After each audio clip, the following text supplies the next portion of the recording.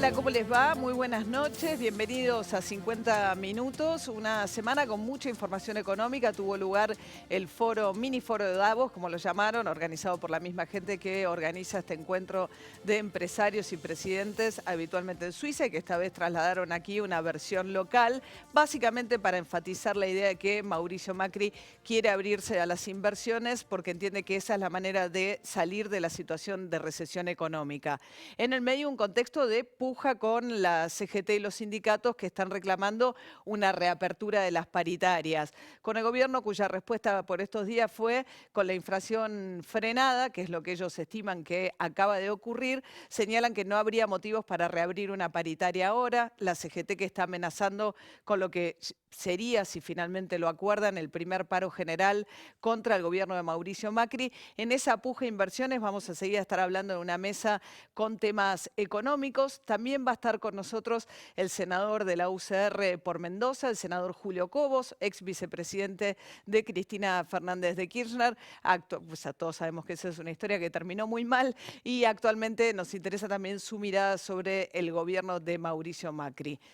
Los invito ya a charlar de los temas económicos y éticos, porque esta semana además se dio el hecho de que renunciara Juan José Aranguren a sus tenencias en acciones de Shell. Natalia Bolosines, abogada especialista en control de corrupción. ¿Qué tal, ¿Qué Natalia? tal? Buenas noches. ¿Buena noticia? Que renunciara, Sí. que vendiera las acciones. Sí, claro, era hora, ¿no? Era ahora. Tardó El un tema es poco. que hay tantos otros en esa situación, ¿no? Sí, incluso en el mismo ministerio aparentemente hay un montón de funcionarios que tendrían acciones también de compañías a las cuales deben controlar. Bueno, Aranguren, que esta semana, a partir de mañana, ya va a tener el proceso de audiencias que va a durar 3 días. Juan José Cruces dirige el Centro de Investigación de Finanzas de la Universidad de Itela. Buenas noches. ¿Qué tal? ¿Cómo te va? Bien, bueno, ustedes hacen una medición que es muy seguida como termómetro de qué le está pasando a la gente con la confianza en la economía. Y bueno, la última medición no arrojó buenos resultados, ¿no, Juanjo? Correcto, sí. En general los primeros semestres no dan buenos resultados. El primer semestre de Cristina, de su primera presidencia, el primer semestre de su segunda presidencia y este primer semestre, todos esos primeros semestres tuvieron una situación de sinceramiento, digamos. Cuando las economías llegan a la elección presidencial y hay cíclicamente como un exceso de entusiasmo de que el futuro va a ser mucho mejor y por otra parte el oficialismo siempre pone mucha carne en la parrilla para llegar a la elección presidencial en los mejores términos posibles.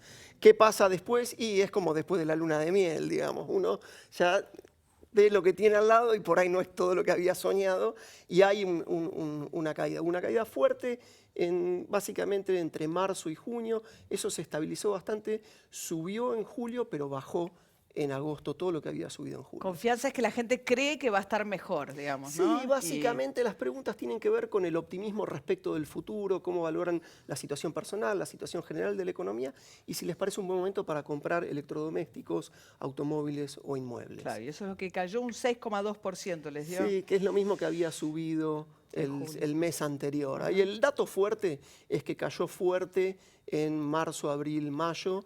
En junio apenas cayó, en julio recuperó fuerte, parecía que habíamos entrado al segundo semestre, pero los consumidores en agosto dijeron que esa suba, digamos, no era tal y bajó y ahora vamos a ver qué da septiembre. Ismael Bermúdez es periodista, es economista. ¿Cómo va, Ismael? Gracias Muy por bien. venir. No, gracias por la invitación. Pues esa situación de cierta caída del optimismo de la gente tiene que ver con los números duros que está rajando la Sí, economía, sí. ¿no? ¿Se refleja en eso, Ismael? Sí, básicamente estamos son datos oficiales, recesión poco más de un año, se profundizó en los últimos meses, una fuerte caída del poder de compra del salario y de las jubilaciones. La última medición, inclusive con esta rebaja de la tarifa del gas, está dando la interanual 43,5% contra paritarias que firmaron, ¿cuánto? 30, 35. Saco periodistas porque firmó por el 27. La peor de todas fue la paritaria de la UTBA, en 3 cuotas y por 13 meses. Si saco el promedio, nos ponemos todos a llorar arriba de la mesa. Con lo cual hay una caída muy fuerte y lo mismo las jubilaciones, porque jubilaciones tuvieron 2 aumentos semestrales, 31,5%, contra una inflación interanual del 43,5%. Pero con este escenario uno escuchaba lo que decían los funcionarios estos días en el foro de inversores que vinieron a la Argentina y el planteo era, bueno, la inflación se frenó, estamos bien, no hay pérdida de poder adquisitivo, no hay ninguna razón para volver a discutir paritarias este año, sentémonos el año que viene.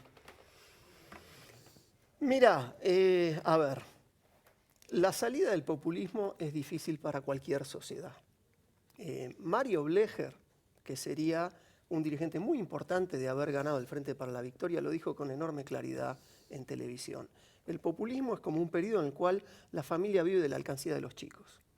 O sea, está el ingreso de papá y mamá y durante un tiempo rompen el chanchito de los pibes y eso se gasta la familia. Ahora, ¿qué pasa? Durante ese periodo vivís mejor que antes y vivís mejor que después. Bueno, ahora estamos en el después. El gobierno no lo dice, pero por construcción, la salida del populismo implica un nivel de caída del poder adquisitivo de toda la población, también de los empresarios. Y eso es lo que estamos viendo ahora. Si el salario dependiese de la voluntad, y dame el salario de Alemania, ¿por qué me vas a dar el salario de Kirchner? Si fuese una cuestión voluntarista porque soy una persona comprometida con el bien común, decreto que el nivel salarial tiene que ser, dame el salario de Estados Unidos, de Alemania, de Dinamarca. No me des el salario de Kirchner. Evidentemente, el salario no es una cuestión voluntaria. Si queremos salarios altos, necesitamos mucha educación y de buena calidad y muchas máquinas por trabajador. Imagínate un tipo que hace pozos. ¿Cuándo podés pagar mejores salarios? ¿Si usa una pala manual o si tiene una retroexcavadora? Evidentemente, si el tipo tiene una retroexcavadora, puedes pagar mejores salarios. ¿Vos no estás muy de acuerdo, Ismael? No, bueno, la salida del populismo y la salida de la desregulación económica, las privatizaciones y de la convertibilidad, terminamos en la peor crisis financiera del país. En segundo lugar, hubo una transferencia de ingresos de los trabajadores y de los jubilados a favor de los bancos y sectores agropecuarios. Se devaluó la moneda. Y sí, porque vos calculás lo siguiente. El otro día la AFIP dijo que por las retenciones que se redujeron y de devoluciones de IVA, etcétera, la AFIP dejó de recaudar 70.000 millones de pesos. Eso fue directamente una transferencia de ingresos porque evidentemente lo siguiente, si yo perdí 15 puntos de mi salario, a algún lugar tuvo que haber ido. Miro el conjunto de medidas económicas y digo, bueno, yo perdí 15 puntos, hay otro sector que lo recibió. ¿Quién lo recibió? Y son estos sectores que a través de la reducción de las retenciones, eliminación de retenciones, la devaluación de la moneda implicó una transferencia también de ingresos. Esta es la situación. Entonces, cuidado con lo siguiente. Lo contrario de una estupidez puede ser otra estupidez. ¿Está claro? Entonces, lo contrario del populismo puede ser una estupidez, inclusive quizá mayor. Y la Argentina la ha vivido, la vivió. Desregulamos, flexibilidad laboral, privatizaciones, etcétera. Conclusión, la peor crisis financiera. Le sacaron los ahorros a la clase media, se las robaron. Estamos hablando de lo que fueron los cambios del ciclo, ¿no? El caso del 2001. Pero vuelvo a señalar algo que también es importante. De una crisis se puede salir de muchas maneras. No hay una única manera de salir. Entonces yo pregunto lo siguiente, ¿por qué hay que salir siempre perjudicando el salario de los trabajadores y las jubilaciones que, vuelvo a señalar, ya habían perdido poder adquisitivo durante el kirchnerismo, especialmente en los últimos cuatro años, estuvieron perdiendo y perdieron mucho más. Ahora, cuando uno mira los balances de las grandes empresas, tuvieron grandes utilidades y de los bancos, como dijo la señora Cristina Fernández de Kirchner, se la llevaron en pala. Ahora enseguida vemos el escenario del año que viene que está planteando el propio gobierno con el primer presupuesto que ha enviado el gobierno de Macri al Congreso, que está gobernando con el que heredó, ¿no? Natalia, este es un gobierno y se veía estos días en el Centro Cultural Kirchner con la cumbre de Davos, donde había mucha comodidad de los funcionarios y de los directivos de multinacionales que vinieron a la Argentina, se sentían cómodos unos con otros, hablan el mismo idioma, me parece que tienen muchas cosas en común. Ahora, una de las problemáticas que esto le trajo al gobierno de Macri es que son muchos sectores que llegan al gobierno de empresas privadas y se genera, digamos, los conflictos de interés. Sí, a mí el mini Davos me hizo pensar en dos cosas. Una es esta, ¿no? Hay muchos funcionarios que vienen del sector privado y efectivamente tienen potenciales conflictos de interés. La Oficina Anticorrupción está estudiando más de 30 carpetas, se tomó 6 meses, algunos dicen 8 o 9, depende cómo mires el expediente, para resolver el caso, solamente el caso de Aranguren. Es decir, si se va a tomar 6 meses por cada uno, yo decía el otro día, vamos a necesitar que tengan reelección indefinida para que logren resolver todos los casos antes de que los funcionarios dejen sus cargos. Y la otra cuestión que me parece relevante es esta idea del Estado de Derecho. Ayer, en el marco de este mini Davos, el presidente de la Corte Suprema hablaba de la seguridad jurídica, ¿no? Y de la idea de que esta generación le debe a la próxima generación construir un mejor Estado de Derecho. Y yo quería marcar esto. Nosotros ya tuvimos una época en la que estas palabras eran relevantes, seguridad jurídica, Estado de Derecho, reglas claras. Eso ocurrió en el marco del Consenso de Washington en la época de los 90. Y eso probó ser un error, digamos, un concepto meramente formal del Estado de Derecho y de la necesidad de establecer reglas claras, deja por afuera las cuestiones sociales. En el medio las reglas son muy claras para los empresarios, los contratos se respetan, las sentencias de la Corte se cumplen, pero digamos, los derechos para los grupos más desaventajados quedan en el camino. Yo coincido con el presidente de la Corte, es muy importante que respetemos las reglas, no lo hemos hecho en los últimos 12 años, en otras épocas tampoco, pero el Estado de Derecho debe ser entendido de una manera sustantiva, digamos. La idea es poder construir una mejor democracia constitucional en la cual pensemos además en respetar el principio de igualdad, en un principio de autonomía emancipatorio. Sí. No. Ellos, digamos, hay una insistencia por parte del gobierno de Macri de decir no es la vuelta a esos años. De hecho, dijo en esta cumbre Quintana, Mario Quintana, uno de los vicejefes de gabinete de Marcos Peña, bueno, el desafío es ganar competitividad, porque todos los gerentes de las compañías que vinieron planteaban eso, pero sin pérdida de poder adquisitivo del salario. ¿Eso es posible? Sí, es posible. Necesitas mucha inversión para que eso pase. Necesitas mucha inversión. El salario depende, de nuevo, de la productividad del trabajo y eso es calidad educativa. Pero llega porque es una cosa de largo plazo, suena. No parece que fuera a ser algo del corto plazo, Correcto. revertir. Y los empresarios están pidiendo $1 más caro, subrepticiamente. Claro, pero el dólar que plantea el presupuesto de Macri para el año que viene es un dólar promedio, ¿no? Para el año de 18, alrededor de los 18 pesos, ¿no? Con un crecimiento de 3,5 y una inflación del 17. Que ya dijo Rogelio Frigerio que es con la pauta que se van a sentar a negociar con los sindicatos el año que viene, con los estatales por lo menos, si formalmente no hay tope a los demás, le van a decir, bueno, discutamos sobre la base del 17%. Claro, pero ahí se consolidaría la pérdida del poder adquisitivo, porque pasa lo siguiente, si en periodistas se firmó por el 27 contra una inflación del 40 y pico % y el año que viene nos vamos a sentar a discutir sobre el 17, sobre la base de una inflación del 17, y los 20 puntos que se perdió para atrás, ¿quién los recupera? No se recupera. Por lo tanto, se cristalaría, se consolida la caída del poder adquisitivo. Entonces, ese es un primer problema. Segundo lugar, todo proyecto de presupuesto, después vamos a ver en la realidad qué es lo que da. Si uno mira para atrás, los proyectos de presupuesto no se han cumplido nunca, pero además eran un dibujo. A ¿no? 20 metros del poste, del arco, ¿está claro? La pelota Sí. iba para cualquier lado, nada que ver. Y después a través de DNU lo modificaron. Este tiene una ventaja que es que prometen acotar la discrecionalidad, ¿no? De ponerle un tope. Están discutiendo el tope del artículo 37 de la Ley de Administración Financiera que se reformó en el año 2006, cuando se establecieron los famosos superpoderes de manera permanente en el marco de la Ley de Administración Financiera. Se está discutiendo entre la oposición y el gobierno modificar ese tope. Hoy en día el jefe de gabinete, entre superpoderes, decretos de necesidad de urgencia y demás, modifica partidas presupuestarias y puede incluso aumentar la masa total. Se le da la gana, digamos. Está bien, pero vamos a suponer que se hace lo que Natalia dice, lo cual sería positivo. Bueno, de todas maneras siempre se manda un proyecto de ley al Congreso y el Congreso después vota la modificación del presupuesto. Digamos, las variables económicas que están en un presupuesto, bueno, son una aspiración. Después vamos a ver si se cumplen o no se cumplen y cómo se cumplen, que es otro de los temas que está en discusión. ¿Vos crees que llegará a esta inversión, la idea de que la inversión puede ser el puente hacia el crecimiento de la economía, Juan Bueno, José? eso es lo que uno desearía, ¿no? Yo sigo bastante de cerca el rendimiento de, básicamente, los precios de las empresas, los precios del capital de las empresas, de las acciones. Y lo que muestra esto es de que es que en este mini Davos, como vos bien describiste, se vio ahí que más o menos estos estaban en su salsa, digamos. Muchos funcionarios del gobierno encontraron que ese es su ambiente de pertenencia natural, si querés, o histórica. Pero la verdad que los empresarios votan invirtiendo.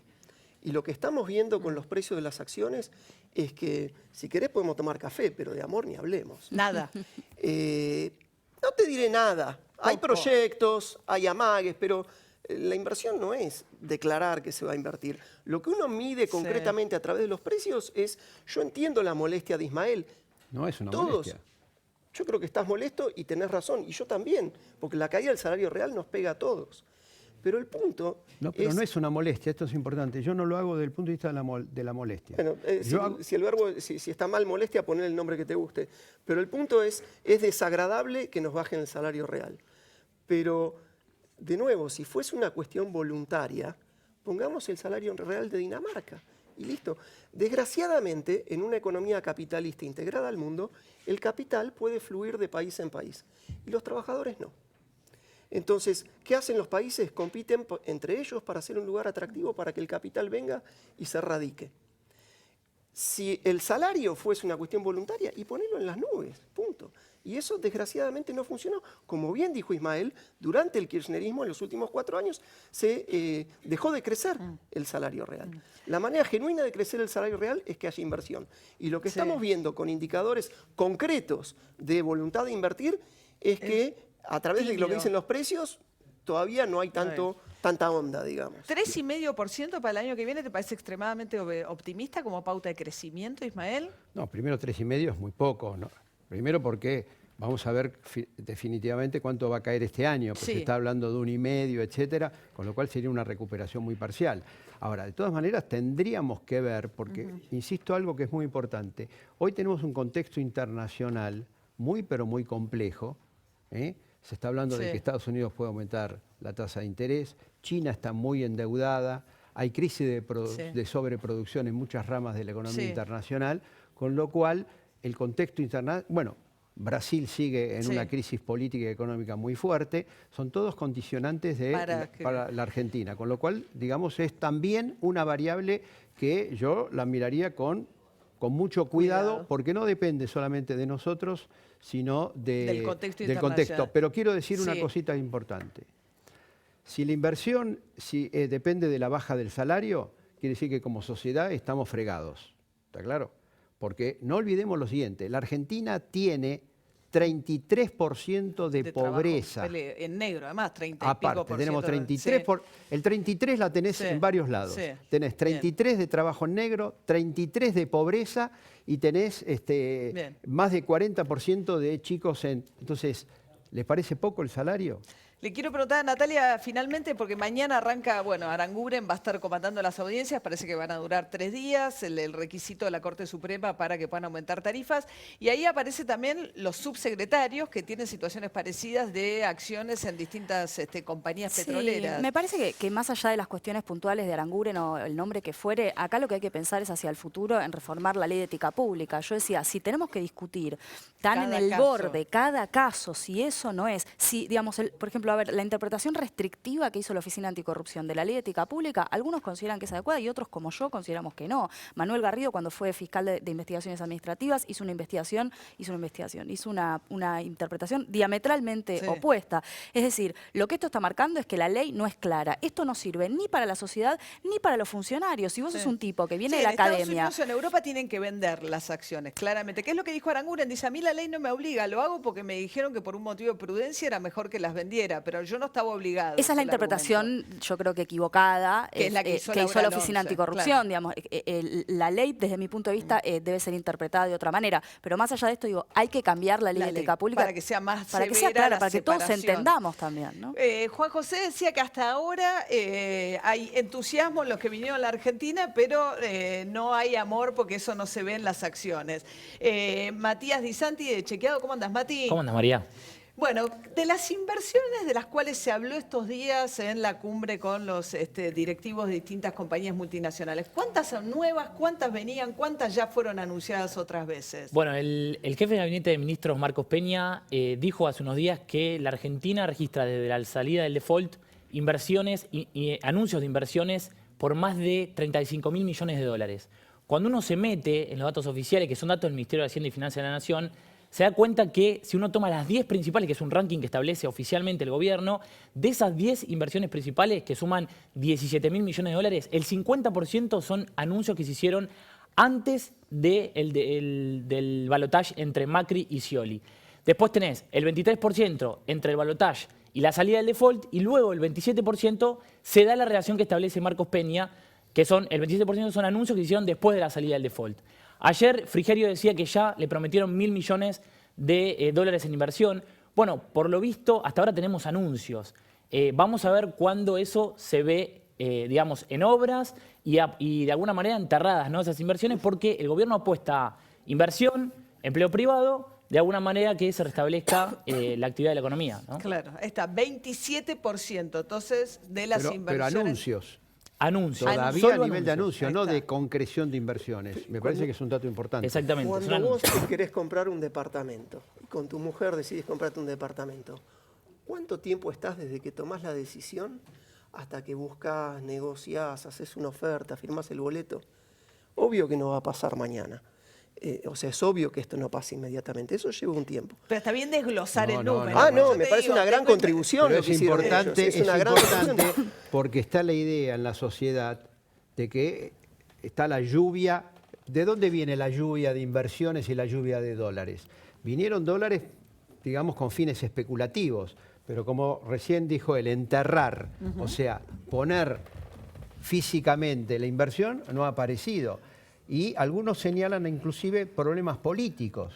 Quieren esperar a ver cómo Si van a ser Macri las consolida elecciones el año que viene del las año que viene elecciones, para ver pasa si que se concreta. Ese y todo. huevo y la gallina para el gobierno, porque el gobierno Está bien, necesita pero que la quiero economía señalar- mejore para consolidar, ¿no? Volviendo al ejemplo sí. que planteaba Cruces, está el tema de que todavía con la mujer dijeron, bueno, vamos a ver y todo lo demás, y dijeron, bueno, pero vamos a ver si el matrimonio continúa. Están de novios. Por porque ahora si el están de matrimonio- novios. Estamos cafeteando. Estamos cafeteando, Porque de lo perfecto. contrario, se anula la inversión porque se anuló el matrimonio. Gracias a los cuatro. No, al Gracias. contrario. Gracias. Quédense ahí, que enseguida vamos a conversar con Julio Cobos, el senador de la Unión Cívica Radical, también de estos temas. Ya volvemos.